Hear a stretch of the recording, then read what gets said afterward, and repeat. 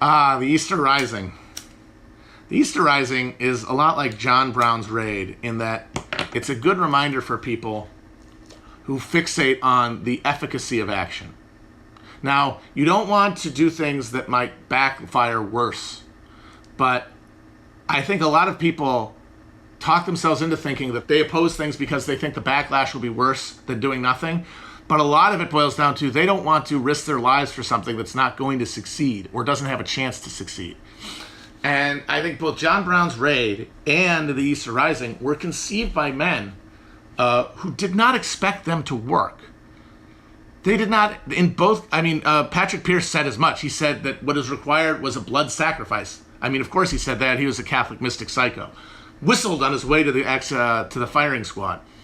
But they were also recognitions that only some sort of dramatic interaction with the status quo was going to shake the stalemate open and break out of a morally unsustainable situation.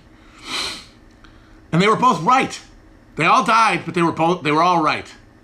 Because within 10 years of both of those acts, there was a free Ireland, although obviously it was still part of the Commonwealth, but it was on its way to being free. The Queen wasn't on the money anymore, and slavery was abolished.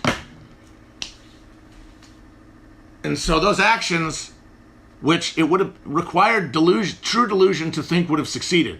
John Brown going into the woods to successfully roll up an entire revolutionary battalion that would, I guess, the Northerners would just decide to jump in halfway through and help them out, or that the seizure of the post office and fucking St. Stephen's Green was going to kick the Brits out of Ireland after 500 years. But what they were going to do is they were going to change things. And honestly, the guy who I respect the most, obviously, for doing that was Connolly, because Patrick Pierce was born wanting to die. He was a Catholic psycho. He was like the worst kind of Mel Gibson style mortification fetishist. The kind of Catholic for whom life is vile and should be scorned and fled from. So of course he whistled to the fucking firing squad. Connolly was a fucking communist. Connolly didn't think he was going to heaven. Connolly didn't think he'd be sitting at the right hand of God, strumming on a fucking harp. But he knew that he knew he couldn't stand to just live an entire life watching as fucking England just squeezed the life out of his entire country. He would not have been happy to see what happened after the Civil War, though, I'll tell you that. Man. The place just turned into a giant Magdalene laundry.